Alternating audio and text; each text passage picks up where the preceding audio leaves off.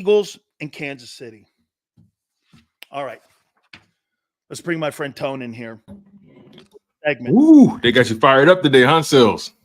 Yeah, because people want to try to change narratives, man. They were trying to change the narrative earlier that Nick Sirianni didn't lose to Andy Reid in 2021. Yeah, that was wild. When I saw that, I was like, no, come on now.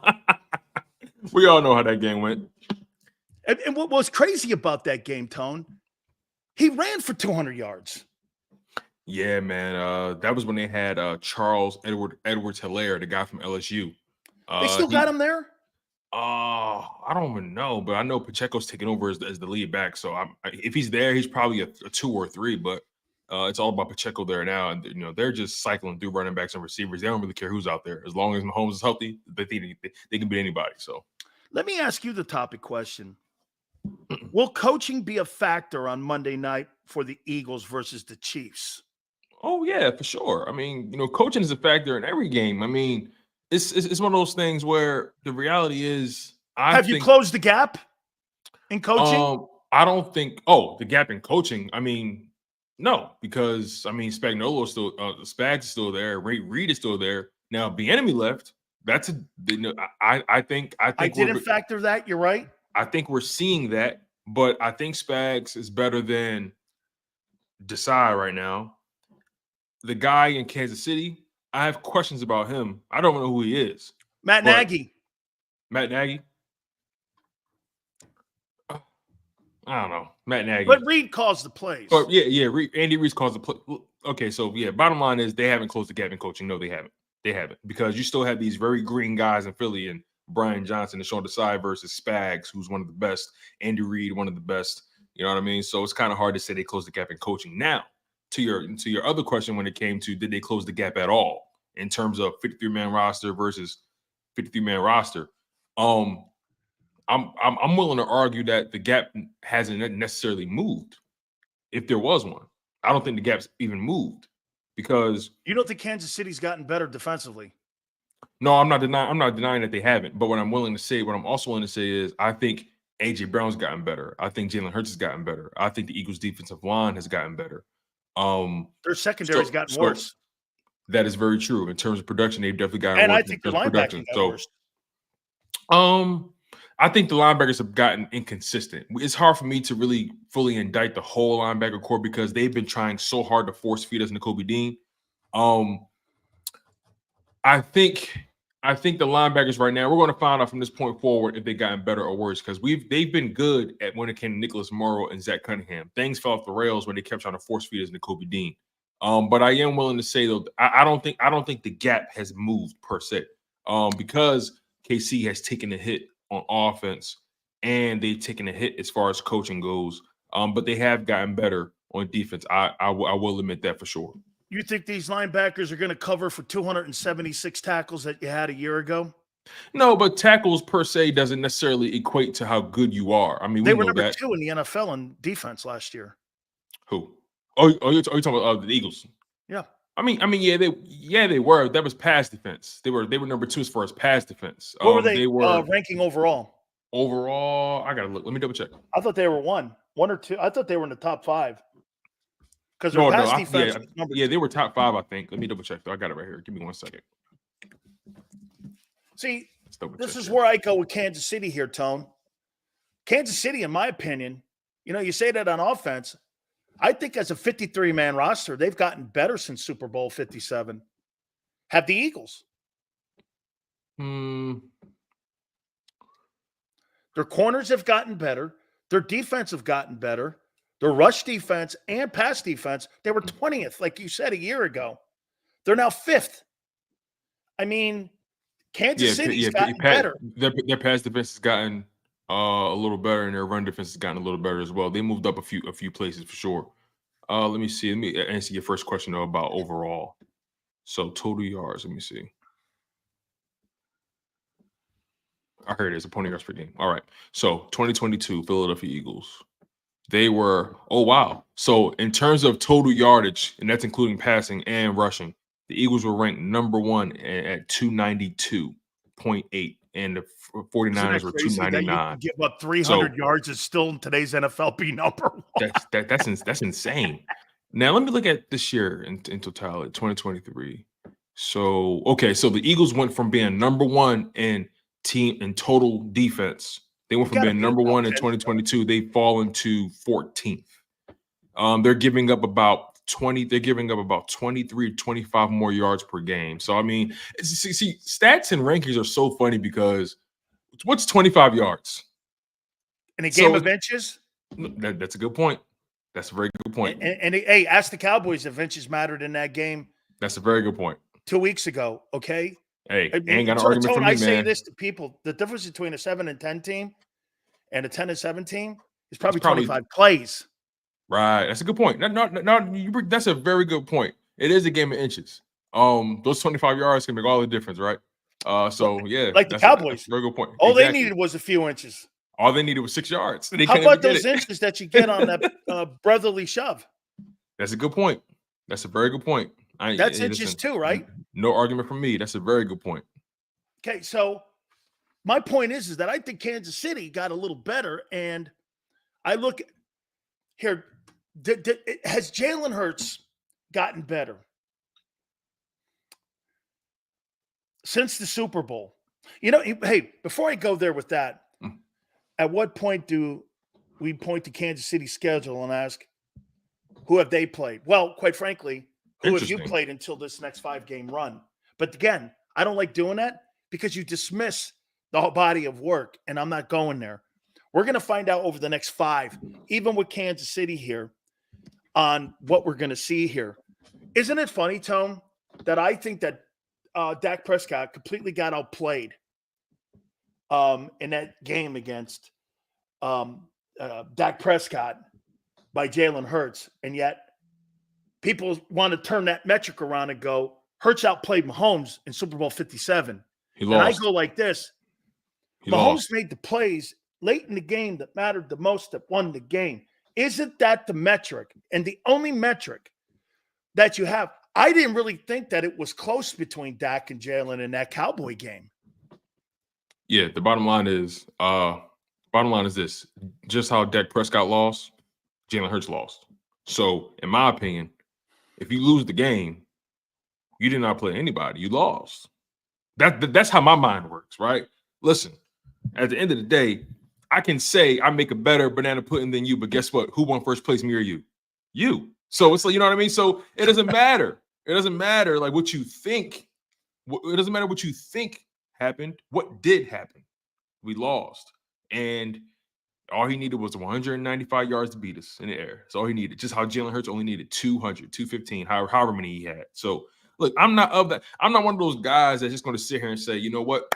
He outplayed them. You know, I don't want any consolation prizes. That doesn't make me feel good. He outplayed them, but why did we lose then if that was the case? So it's just, you know, I understand a lot more has to happen. Jalen Hurts did he did tie the game, put them in position to potentially win it. But overall, look, Mahomes may just like you said, it's a game of inches. You know, the difference between a Super Bowl champion and Super Bowl 57 was about a drive or maybe a few plays. You know what I mean? That's the nature of the game. You know, ask the Titans if a game of inches mattered in the Super Bowl against the Rams. What was that? 2000, 2001? What year was that? Yeah, against the Titans, right? Remember he's reaching out? He was that close. That close to putting it over the end zone to win the Super Bowl. Yeah, so I mean, look, as much as it hurts, as much as we like to go, as much as we like to jaw jack and go back and forth, the reality is Jalen Hurts and the Eagles lost that game. I can't sit here and say he outplayed anybody. He lost. I think that game does matter come He Monday. played well, but he lost. He played well, but he lost. That game does matter come Monday. Now, I'll explain here in a second. But let me ask you this, Tone, for you and for Eagle fans. Is it Super Bowl or bust? This season? Yeah. I mean, for me, it's Super Bowl or bust in any season. It's definitely Super Bowl bust this season. Wait a minute. You better make sure you quantify that because some people in here don't believe that. Well, they must love being happy with second place, third place. They must love participation trophies. I'll tell you that. Listen, man, I was always taught if you're not getting better, you're getting worse. If you're not producing, you're failing. You know, if you're not living, you know, if you're not doing what you're supposed to do as a man, you're failing. So regardless of what you think you're doing, what did you do? And the reality is, I'm all about Super Bowls, man. I'm not here to debate stats with people. It's fun, but I don't care about that. I care about the Eagles winning a Super Bowl. Simple as that. so I can have a solid 6 to 8 months of talking shit. That's all I care about. That's Your all I care best about. time in your life must be the off season.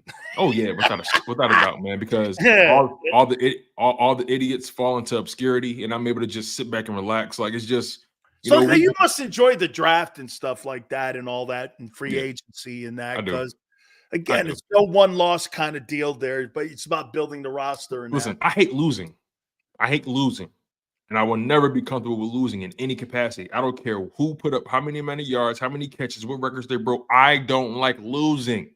So I say that to say it's Super Bowl or bust for the Philadelphia Eagles. And beating the Chiefs on Monday, which I think we will be the perfect measuring stick to find out where we are. Okay, we'll go there. Beating the Chiefs means what to you on Monday if you do beat them? It means damn near everything. Because it tells me, okay, so we can beat them. If we see them again, I know what's possible. You don't know what's possible until it happens. So if we do beat them, however it looks, I don't care. I don't care if it's about 3. I don't care if it's about 1 point.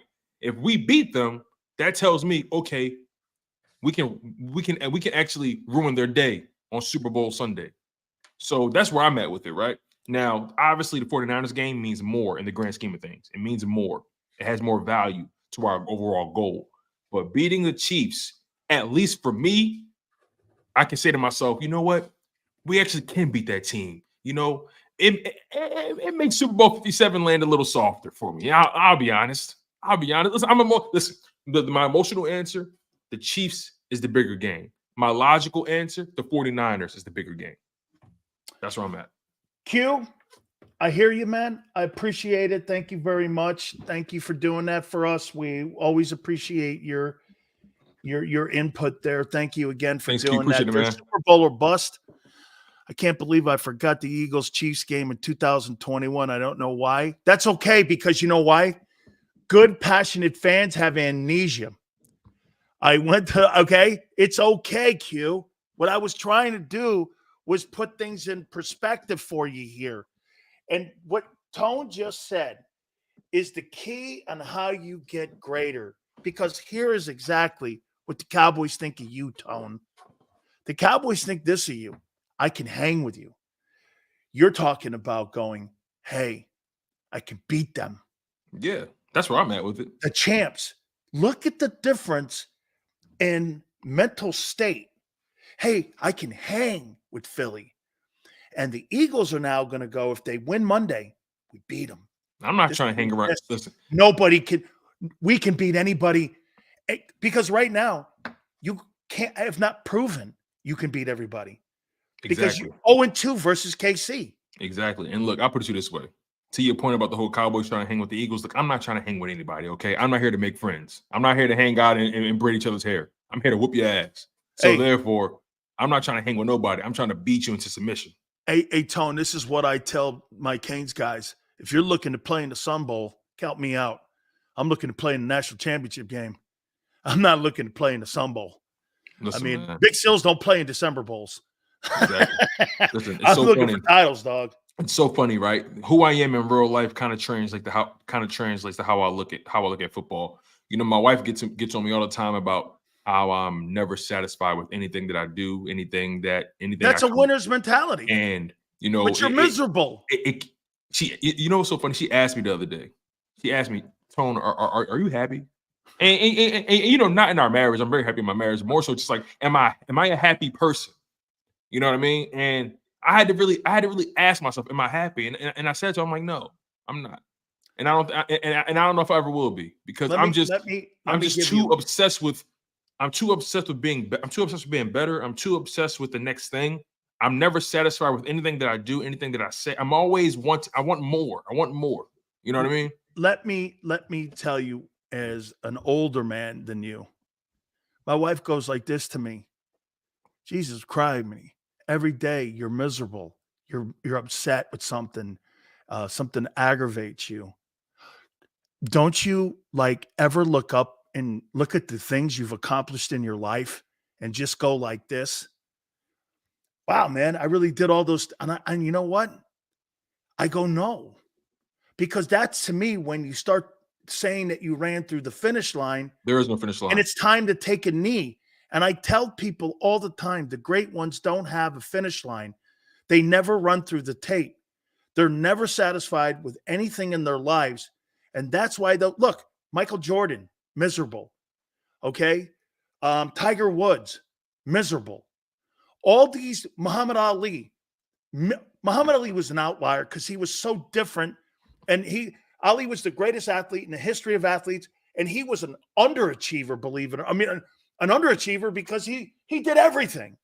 But he was two different people. So he was different, but he was odd. Most of the people in life that are successful like that are miserable humans. The finish line, they're just miserable. The finish line is death.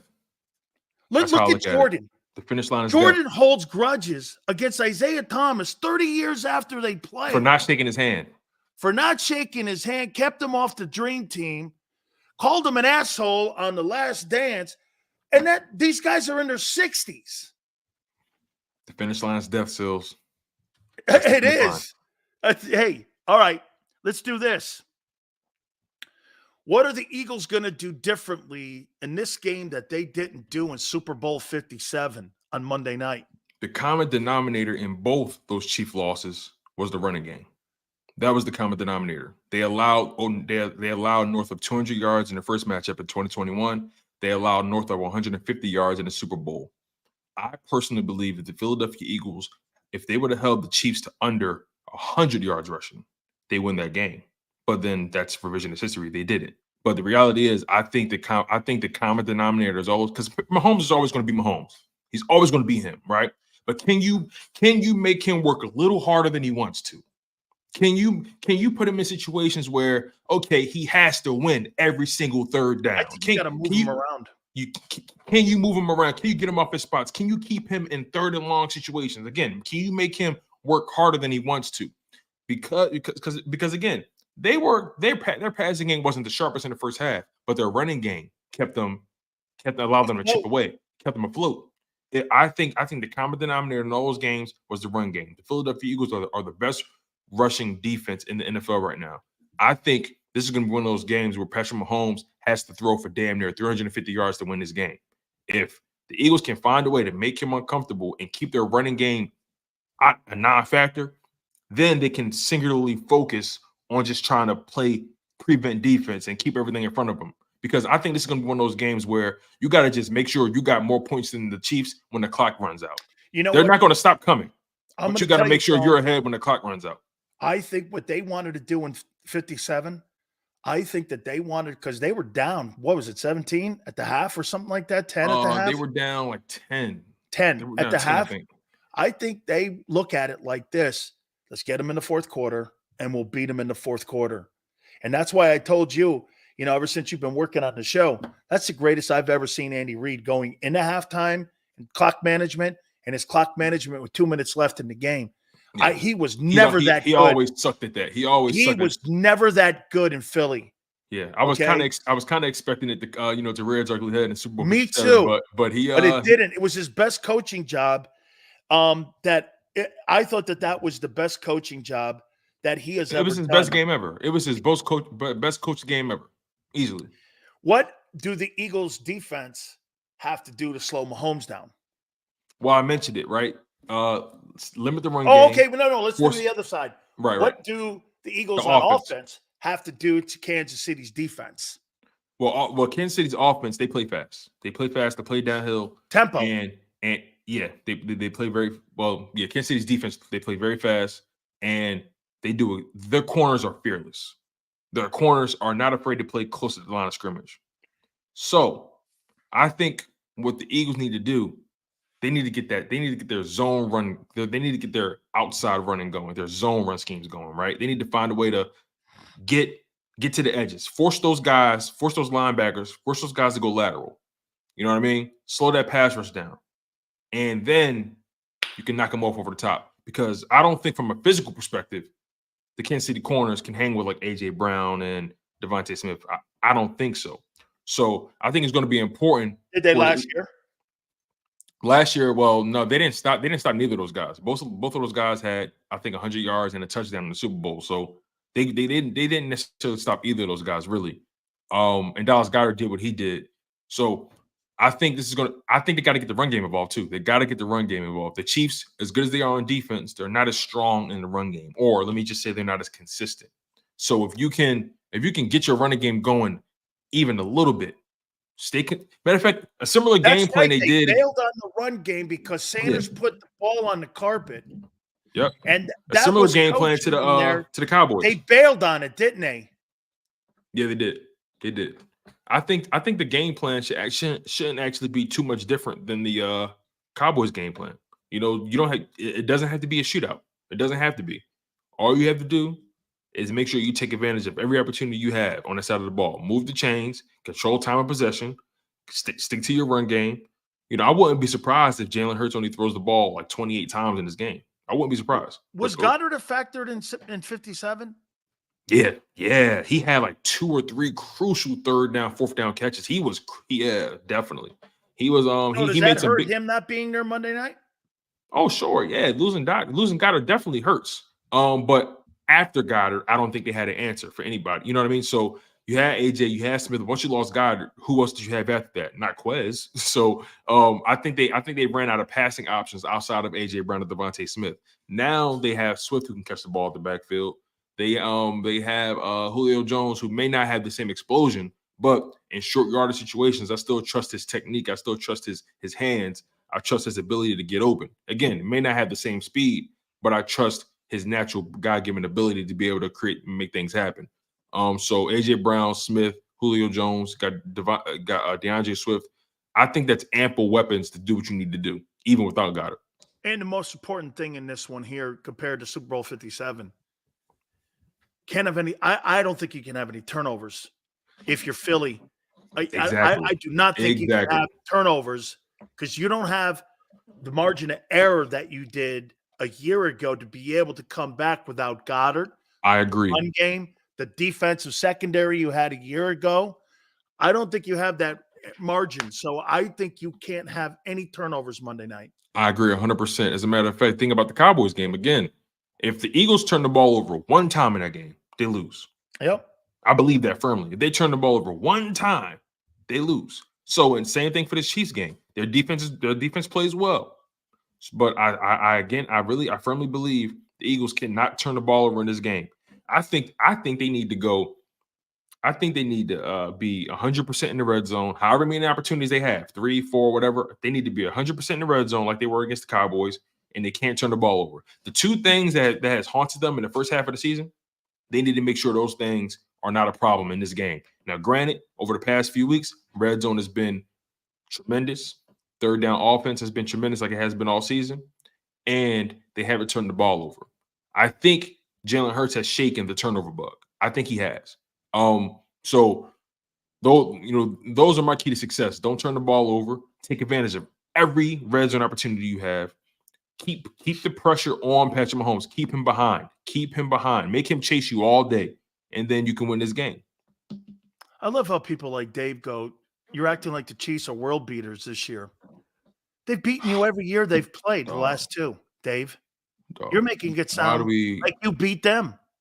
They just beat you in the Super Bowl 9 months ago. Okay. To that point, right? Here's the thing. He's saying we're acting like they're world beaters. Well, people are saying the same thing about us. We're 8-1, but it doesn't look the same. Yet we're still 8-1. So we can't change the rules for us or change the rules for others versus us. The reality is, the Chiefs haven't blown too many people out, but what are they? 7-2? 7-2? And the Eagles are 8-1? Yep. So regardless of how you slice it, the Eagles have not looked at their best. The Chiefs have not looked at their best. Yet they have the 2 best records in football. It's about matchups. Stop trying to change the rules. Tone, it's not about records. It's about matchups. Yeah. That's why Washington pushes you. Yes, exactly. Okay, exactly Washington could be 4-6 and still play you down to the last second. Mm-hmm. They could be 0-9. That's everything you need to know about the league. That it's a week-to-week proposition. Mm-hmm. The week is an inconsistent and it's an imperfect sport. The Bengals just lost to the Texans. The Bengals just lost to the Texans. Like, come on, we gotta I understand. I don't know why I expect the most out of certain fans. I understand it though, because I'm one of them. I'm a fan as well. It's passion. But I also have a Nothing wrong with it. But I also have a responsibility now that I'm on this side of things. I have a responsibility to not only be passionate, but also know when to curb it when it's time. See, my passion though, hey, well, I'm glad you can do that, because to me, I can't, because you know why? I barely know. I do my show on emotion. I'm hanging on by a thread, Sills. You have no idea. I'm hanging on by a thread. I don't have any. I have nothing. I have no fence straddling whatsoever capabilities in me where I'm going to go like this. What do you think of here? What do you think? That's not how I roll. Okay, that's not how I do shows. I don't do shows like that. I am hanging on by a thread, Sills. You have no idea how hard. Every day I ask myself, is that how I really feel, or am I just being a fan? And most of the time, yeah, I'm a fan. Well, you combine both, though. I think you do the reason you're on my show is because you have both. You have the passion, you have the love, you're smart as hell, you get the game, you're a winner, and you only think about one thing. Hey, man, 8-1. I love what Sue said earlier. I go, Sue, what's Monday night's win mean? She goes, 9-1. Facts. Dude, to me, Facts. that's the ultimate championship mentality. That's all it means. 9-1. Hey, that's the ultimate championship mentality. Right. And by the way, Tone is biased. Great. You know what that means? He's not a journalist. He's a talk show host. Right. I don't write articles every day. You know what I mean? I'm sitting here trying to entertain you. Don't ever let anybody paint you into that, because I'm not a journalist. Okay, you're not. I've never been one. Well, sometimes I was, but I pretended I was, because I got paid money for it, and I'm lying. And so, and now I'm like this. I tell people, I am not a journalist. I have no interest in that. I'm an opinionist. Yeah. I have an opinion, and I make it every day. Yeah, I'm not a journalist, but I am honest. I'll tell you that much. I will always be honest. God! But there's the most. Hey, you know what controversial means in sports talk? Being honest. Sometimes you can be too honest, man. There is such thing. Sills, come in, bring your playbook. Hey, come in, bring your playbook, man. One of the greatest things, I told you this before when I got fired, because I was talking shit on the flagship station of Bucks and Canes. Oh yeah, you told me about that. That's crazy. I got called in. My wife goes, "Congratulations, you were right. You got fired today." I go, "Yeah." She goes, "Hey, out of work. Great. You're right." You were right though. Yeah, I was right. Hey, wait a minute. I was right. Hey, I'm out of work here. Hey, listen, does being right pay the bills all the time? No. Not all the time. You know what's funny? Tone, I'm 60 years old, and I just learned that. And my family now is they're like this. Give me a break. All right, I got to do something here. Yeah, for sure. Let's do Josh Allen. Man. Give me your takeaway. I'm not gonna. Is there a question or the witness, Your Honor? Josh Allen last night. And by the way, I did talk to Ken Dorsey prior to the show. Right. Ken's my friend. He was the OC, just got fired a couple hours ago. Disappointing. Disappointing because I actually like Josh Allen. I think he's one of the best quarterbacks in the NFL. Definitely top 5, without question. But best quarterbacks in the NFL, or best talents in the NFL? He's one of the best talents, to play this game in the past. He's one of the best talents to play this game in the past 10 years. He's definitely one of the best talents to ever play. And here's the thing about Josh Allen, right? It's so easy to pick apart his game, but when you look at it, he's completing 70% of his passes, 2,600 passing yards, averaging just over 7 yards an attempt, 260 a game, 19 passing touchdowns, 11 interceptions, currently on pace for 32 passing touchdowns and 19 interceptions. So how many yards? How many yards is he on pace for? 44-20, the same as Jalen Hurts. So they're on pace for the same amount of yards. Again, when you look at his game, it's like, hold on, wait, he's completing 70% of his passes, but hold the hell up, 11 interceptions. What's going on? See, and also he fumbles a lot too. He fumbles a lot. So here's the thing. How about last year against Minnesota with his back on the goal line, cost him home field advantage? Yeah, so it's like his talent is not the question. It's the same thing with Herbert. His talent is not the debate. Can he win you the big one? Can he make the right play? You say it all the time with Jimmy Johnson. It's not the great plays you make, it's the bad ones you don't. And the way his line of thinking can cost you a game. And I can't. As talented as somebody is, I don't know if I can strap my horse to that. I don't know if I'm willing to strap my horse and buggy to that. It's nerve wracking. So you don't trust him. I don't trust him, and that's a big thing in sports. Cannot trust. See, yeah, you could be. Trust him to win a Super Bowl. I don't trust him, and that's it's not talent related. I don't trust you. We're not talking about his character. We're talking about his decision making. Yeah. Because I don't know who he is. I don't know from a can of paint either. But on the field, I don't trust him because he'll be cooking, and all of a sudden he'll burn the damn biscuits. It's like, damn, man, this guy burns on re-entry all the time, dude. You made the steak, you made the mashed potatoes, you killed those collard greens, baby boy, but damn, you burnt the biscuits. Hey, they shot this guy to the moon, they landed on it, they circled, and this guy burns up on re-entry. I mean, exactly. So it's like, come on, man. And you know what? Like last night. And I called that game. Remember yesterday? I called that game too. I called that game last night, didn't I? Yesterday, I said, look, I said 23-22, but they beat them 24-22. I'm going to tie this into Brian Johnson here, though. But check it out. Ken Dorsey, that's not his fault, the fumbles. Throwing in the triple coverage. I mean, I watched, the one play, it wasn't a pick. And I think Aikman even pointed it out. There was one guy in front, one guy behind him, one guy trailing him, and he had to throw it, Tone, to like this, put it on the guys on this book. Yeah. With like you're like this. Why would you throw that in there when you know the chances of you completing that are less than 2%? Do you think I have two questions for you real quick? Do you think A, he falls in love with his arm, and B, do you think Ken Dorsey was a little too passive with him? I think the latter's more true. Because if you think about the way Dayball's acting in New York right now, I think he acted like his friend more than his coach. And Dayball seems like the type to rip you quickly. Yeah.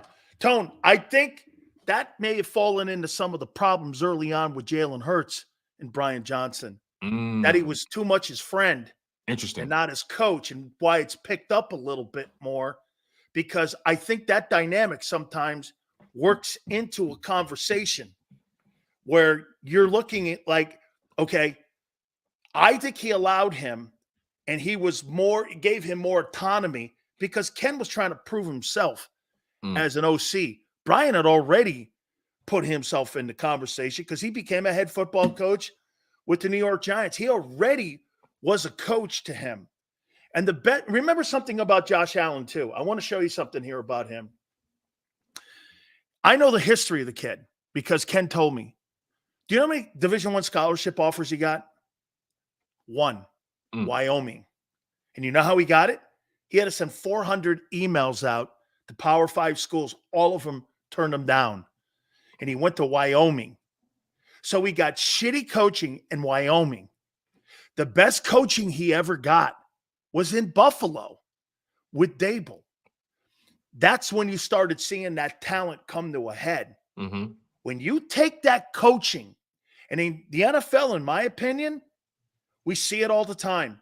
You said something about even Mahomes. You think that affected Mahomes not having Bieniemy in the building there when they're putting that game plan together?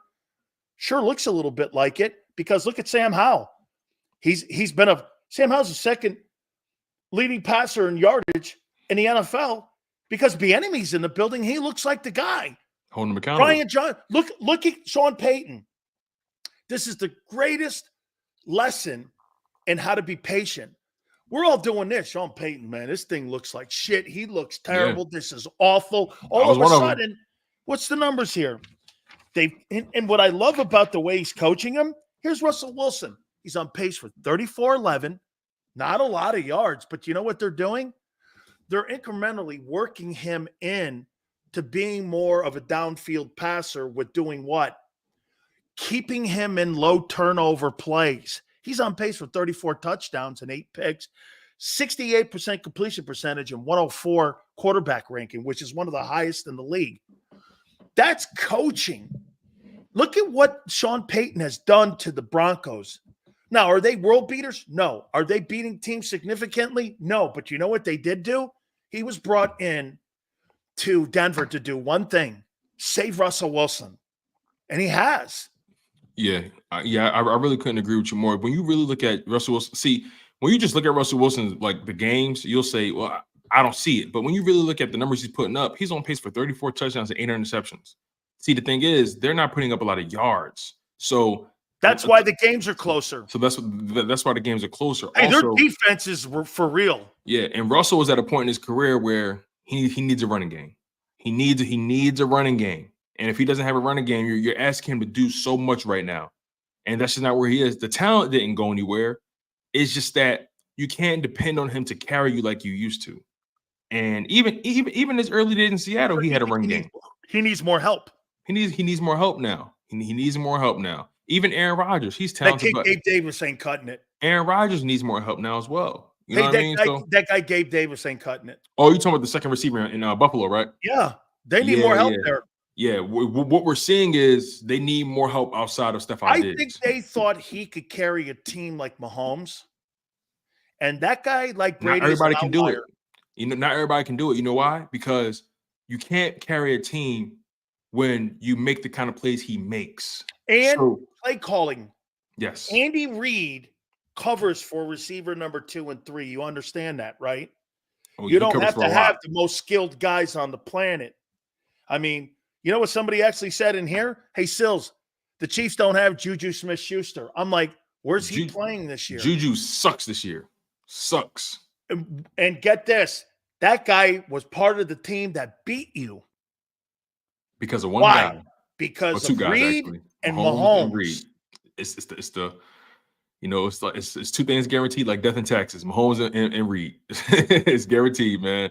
You know, the reality is, man, Andy Reid, you know, until he found Mahomes, he was almost on the verge of being one of the greatest coaches that never got it done.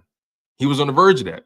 But you know what happens when you find yourself a good quarterback? It makes everything look a lot smoother than what it actually is. So, you know, like Mahomes is the greatest deodorant in the league. The greatest deodorant. They don't have any weapons over there. Their running game is pedestrian. They have a great defense, but overall, like Mahomes just makes everything look so good. They get great coaching.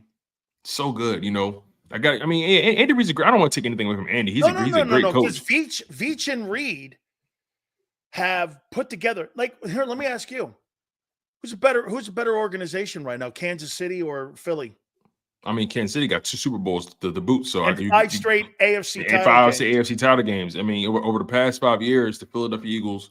I mean, second, they've been doing this, whereas the Chiefs have just been up here, just coasting. So you got it. Listen, you made it to 5 straight AFC championships. You got 2 Super Bowls out of it. I think you're ahead of a lot of people, especially. And the one point that you were making early, you see, Mahomes has proven, I don't need Hill. Yeah, he has. He has proven that. He's proven like Brady proved, I don't need Bill. Mm-hmm. Okay, I don't. But you know what Brady did that was so smart? Brady went to a team that was loaded. Sure enough. Because you know why? He knew that the cabinet. Do you think the cabinet has gotten any better since Brady was there? It's about. Well, are you talking about the Chiefs or the Bucks? I'm talking about New England. Oh no! When Brady was in New England, isn't that thing the same cabinet? Pretty much. You know what's so crazy? Brady is another guy who had high self-awareness. He realized, I'm not trying to carry a team anymore. That's such a great comment. He had high self-awareness. That's Hurts. Hurts isn't stupid. Like, he understands that he needs his guys. You know what I'm saying? And there's nothing wrong with that. I don't know why people think that's a weakness. There's nothing wrong with having self-awareness. His self-awareness is what makes him great. Josh Allen doesn't have self-awareness. Ding, ding, ding, ding, ding. He thinks he can do it all. He thinks he can do it all. It's the Carson Wentz syndrome. He thinks he can do it all. Thinks he can do it all. And it's like, nah. Actually, it's so funny, have man. To coach that.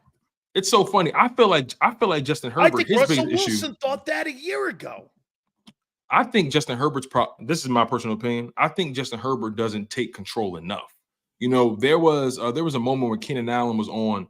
I think he was on Speak about last season or over the off season. He was on Speak with Joy Taylor, Emmanuel Acho, LaShawn McCoy, and they asked him about Justin Herbert.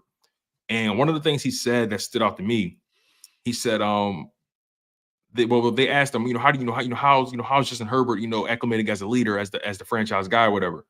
And Keenan Allen basically said in so many words, you know, I wish he asserted himself more. I wish he you know, I wish he you know, threw his threw it on the table and said, hey, listen, this is what's going to happen. Herbert can be too passive at times. He doesn't take charge enough. That's what Keenan Allen was saying. Okay, So well, let me tell you why I think some of these guys don't open their piles, including your guy. When you're making $55 million or $52 million, are you going to fucking question people that much when they tell Well, you to do this is this or prior do to the that? money. This is Remember prior to what the money. Boomer said? But to your You got to point, learn yeah. to play with that contract too. You got to learn to know, like in that Jets game, we're not doing that. Or how about this? Shouldn't Jalen Hurts have called the timeout? Had him when they were going to throw that ball 3rd and 3 to give them the opportunity to get the ball back. You stop the clock. The Cowboys get it. Isn't that a moment when you have an experienced quarterback and a leader in the huddle that says this? We're not going there with that. I think Brady calls that timeout or audibles. Now, here's the difference, though. I believe I'm with you, right? Here's the difference. A guy like Brady, he's built up that equity. He has. Equity is so important. And even even though they paid you, yeah, but you think $50 million bucks is equity? I hear you. I hear you, and I'm with you. Guy making $5 million. But on the field, no one cares about what you make on the field, right? So it's a matter of like Hurts. I guess he looks at himself as a player that's still developing. He wants to put the utmost trust in his coaches that they have his best interests. And sometimes, at times, you're going to have to say, nah, audible. We're not doing. We're running the ball. You know what I mean? And you live with the results. You know what I mean? Brady is such a firecracker, man. He's one of a kind, man. He will go to that sideline and tell McDaniel, sit your ass down. It's not what we're doing. Hurts, not that kind of guy. But I think he's going to get the more assertive he becomes. Again, first year with the contract, first year with this new money. I think as the season progresses, as the stakes get higher, watch. I think he's going to start putting his foot down more. You know what? Somebody just made me think of something here. You know who has a higher win percentage than Jalen Hurts? Lamar Jackson. Oh, yeah, Lamar wins. He wins games. Well, wait a minute. He wins. Wait a minute. Oh, he doesn't win playoff games. Hold on now. Okay. That's where I was going here. How much equity are you putting into Hurts and where he is compared to where Lamar is? Because he's taken that team to a Super Bowl. Now, again, Garoppolo has went to a Super Bowl. Colin Kaepernick has taken a team to a Super Bowl. Joe Flacco has taken a team to a Super Bowl. I'm not diminishing it, but are you putting way too much more equity into who he is because they got to that Super Bowl as a team? His playoff games were underwhelming. Would we not agree? One of them were. I'll say one of them were. Which game did you think that he was the factor in winning? The Giant game? He played very well in that Giant game, and he played very well in the Super Bowl. The San Fran game was the I'm talking to get to the Super Bowl. Okay, well, then one of them then. Okay. One of them. Okay, so you think he played well in the Giant game? I thought they were definitely. I didn't think he was a determining factor of them winning that. I thought it was the run game, and I thought it was Hassan Reddick in that NFC title game. That's debatable. But I'm asking you more about, do Eagle fans put more weight into the fact that they got there? Like, did you put that same weight into the way you looked at McNabb getting to a Super Bowl and all those NFC title games? Because right now, the only thing that Jalen has accomplished is what McNabb has accomplished. I'll put it like this, right? When you're okay, so Jalen Hurts, that was his second year as the starter, correct? Second year as a starter. He's in his third year as a starter. I look at it like this. From 2021, he got you to the playoffs. Okay, that's the floor. Actually, he got to the playoffs in his. I think it's his first. I don't count those bullshit games. No, but 2021 was his first year as a starter. Yes, so yes. He gets you to the playoffs. You go 9-8. Okay, you lose to the alternate Pro Bowl. You know what I mean? So alternate Pro Bowl. So okay, that's the floor, right? You get to the Super Bowl in 2022. You lose by 3 points. Okay, that's the ceiling. So for me, I look at it like this. Although when you make it to a Super Bowl, that shows me what you're capable of, right? Now, when you think about Diamond McNabb, he's had many opportunities, right? It's almost like he's been there. Okay, you should learn from that point forward, right? I believe Jalen Hurts is in a different category right now at this point in his career because we need to see him get there more.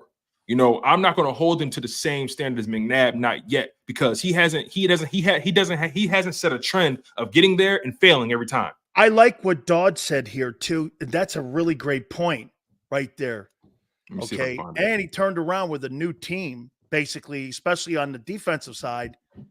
And he went from that 14-3 team, Tone, to an 8-1 start. And then he took over a 4-11-1 team. So again, I'm not looking at Jalen Hurts. I'm not holding Jalen Hurts to the same standard. I'm asking here, not indicting. No. I'm not holding Jalen Hurts to the same standard as Diamond McNabb, not yet, because it's not like Jalen Hurts has made it to 3, 4, 5 NFC championships and keeps failing. That's not what happened. Each year has been a steady progression. Now, if he makes it to the Super Bowl this year and loses again, now the narrative starts. It's like, okay, you can get there, but can you win it? Okay, well, let me ask you this then. Do you have a negative narrative about Jim Kelly? Jim Kelly? Oh, it's so I literally thought about him the moment I said what I said. I thought about Jim Kelly. And here's the thing, right? You think Jim Kelly getting a team to the Super Bowl 4 years in a row, winning 4 AFC titles, that's an indictment on him not what? People hold it against him, don't they? They sure do. And I don't believe they should. So I mean, so now it becomes, wait, I thought we were in the business of winning the big one, not just settling for second place. Well, we're talking about a guy who's consistently, like you're talking about Jalen Hurts, you're talking about his consistently, Tone, and his consistency. We're talking about being considered one of those top shelf guys. First, I think you've got to build your legacy up and your equity up. And that's where I'm at. Consistent, where you're constantly in it.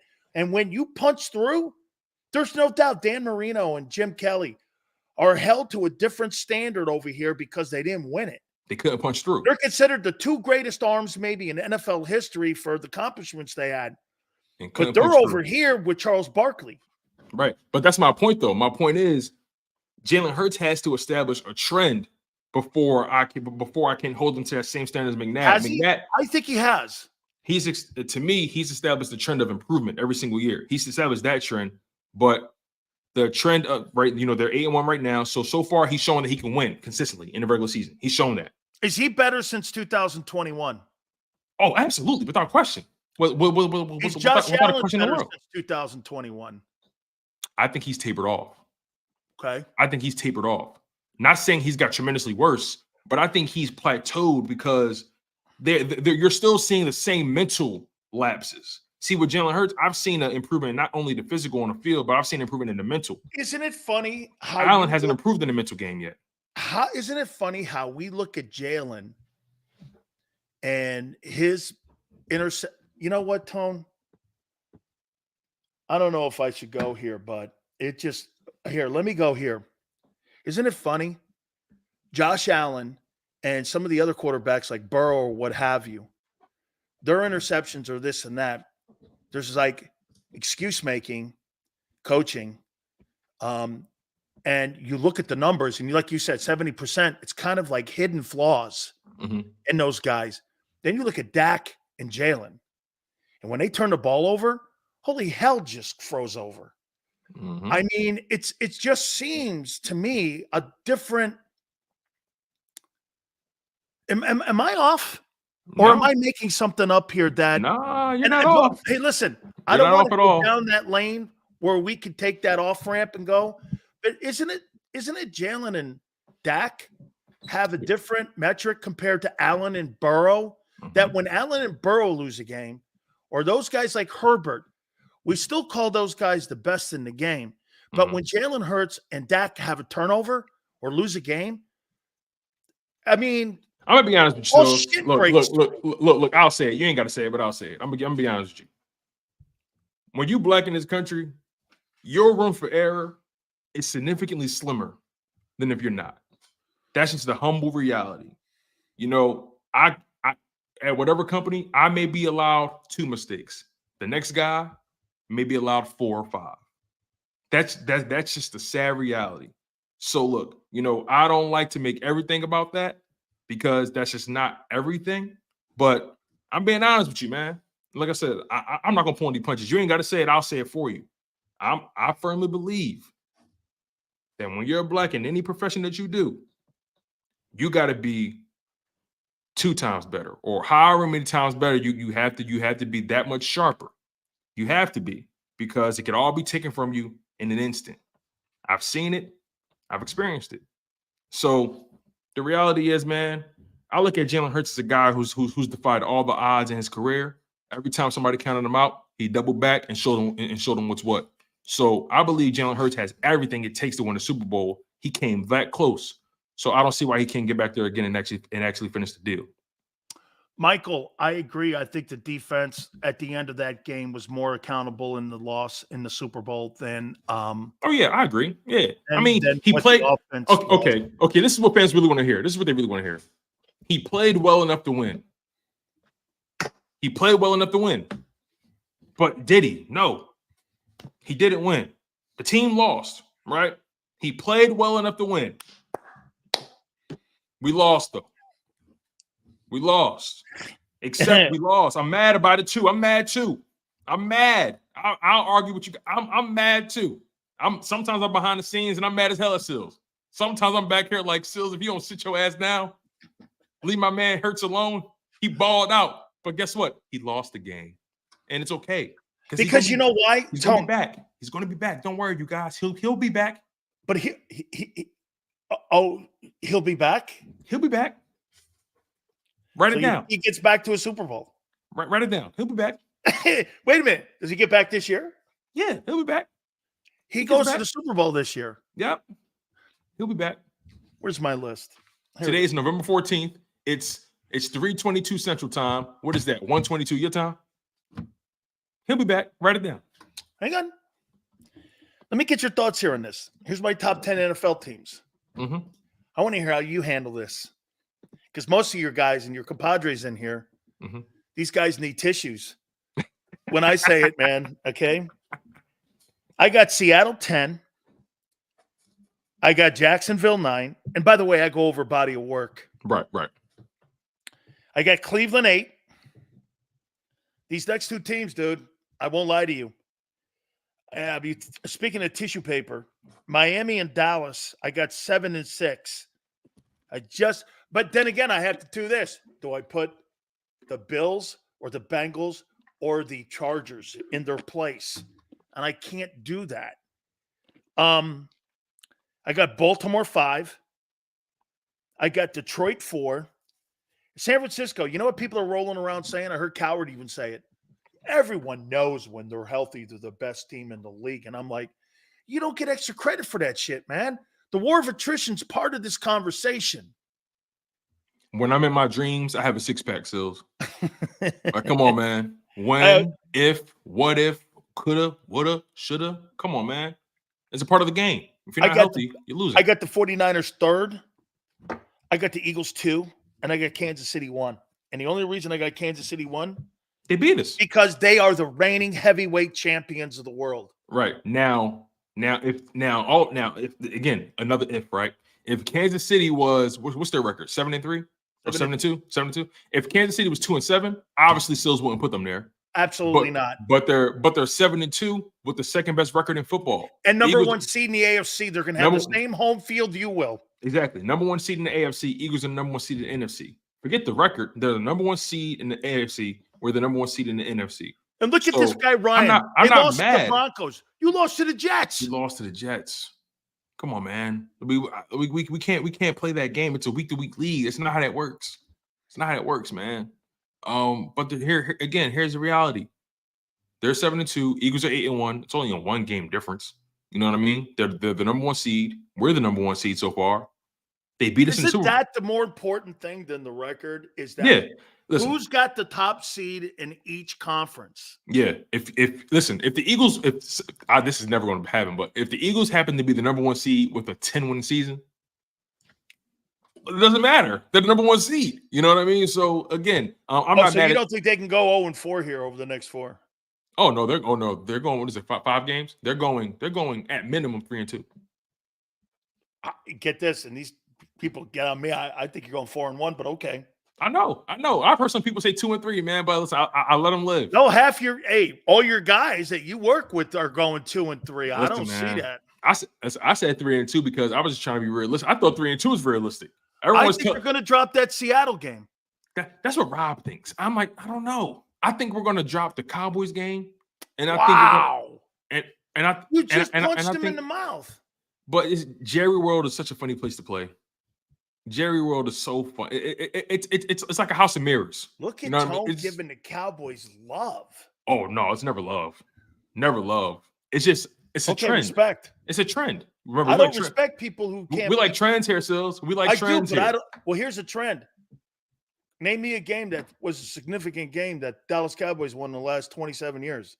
I hear you, but is that a trend? You know what? Here's a funny thing. That's a good point because the funny thing is the main difference in that game in Jerry World was Gardner Minshew. So if Hurts is there, they only lost by what, 3 or was it a touchdown? I can't remember. But hey, listen, man, I want them to win. Don't get it twisted. I want them to win. And on game day, you know what I'm gonna say? We're winning this game. We're winning this goddamn game. But today, when I look at the schedule and the totality, I said we might drop that one. But on game day, best believe I hear no evil, see no evil. I say no evil. Hey, Richard, I never said 2-3. Yeah, you never said 2. You said 4-1, actually. I said 4-1. And what did I say also if they go 4-1? Jalen Hurts is the MVP. Jalen's the MVP. And I'm with you. If he goes 4-1 in that stretch, you got to give him the MVP. You got to give it to him. Yeah, but hey, Tone, if he goes 4-1, they're going to give it to the mixed brother. So, hey, that's okay. I didn't mean to say that. I apologize. Hey, listen, man, you're going to give it to Franco Harris. The reality is the reality. We live in a sad world, man. The reality is the reality. Listen, you got to be exceptional when you look like me. You got to be exceptional. You're right, man. I tell everybody that all the time. African-American athletes are covered differently. You know what's crazy, Tone? One of the top things that I've been saying in my broadcasting career for 35 years, black athletes are covered differently than white athletes. And every time I say it, people hate it. It's the truth. The truth hurts. The truth hurts. But it's okay, though. Can you imagine this? I've been saying that for 35 years. I have. Ever since I started. And I used to get called in my program director's office. He goes, "You really don't believe that, do you?" And I go, I looked at him and I went, "Yeah, I do." I go, "You're sitting there as a white guy." You make people uncomfortable. Oh, I totally make people uncomfortable. No one likes to be uncomfortable, Sills. Don't you get it by now? No one likes to be uncomfortable. Do I really make people uncomfortable? Oh, wait, I make Tone uncomfortable because he's sitting behind the scenes going, "Get off my guy! Get off my guy!" Yeah. Facts, man.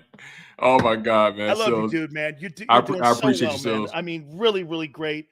Thank you so much, Tone. You really put a nice spark into the show, man. Thank you, man. It's always fun. I appreciate you giving me the opportunity every day, man. It's fun. Absolutely. You're wonderful, man. My friend Tone, thank you so much again. Absolutely. Mark Farzetta is going to join us also at 5:30. We'll get his take on Monday night as well. Do not forget Happy Wings Giving from our great friends at Hooters. Folks, during the month of November, the iconic Hooter girls want to thank you and everybody that go into all of the locations in the Northeast area from Rhode Island through Jersey down to King of Prussia for really celebrating what has been an absolutely grand slam year for them. And they want to do this by all the specials: ice cold Coors Light drafts, $2.99, 25 cents of each purchase will go to a local charity, and they want to be part of your community, and they are part of your community. The 2024 calendars are out. $100 in gift cards are inside of the calendars. You can get them online at northeasthooters.com. That's northeasthooters.com. 9 of the girls are featured also from the Northeast area in the Hooter calendars. Lunch specials, Monday through Friday, 11:30 to 3, boneless wings. Happy hour, Monday through Friday, 4 to 6, 6 items, $6. Try to fried pickles. Sensational happy hours. Tuesdays, buy 10 wings, get 10 boneless free. Wing Wednesdays, 1983. That's the year the place was founded. northeasthooters.com. That's northeasthooters.com. When you roll into any one of the locations, do me a favor, tell them Big Sills sent you. Whose house? I'm about to raise the roof in this party, can't stop me, okay?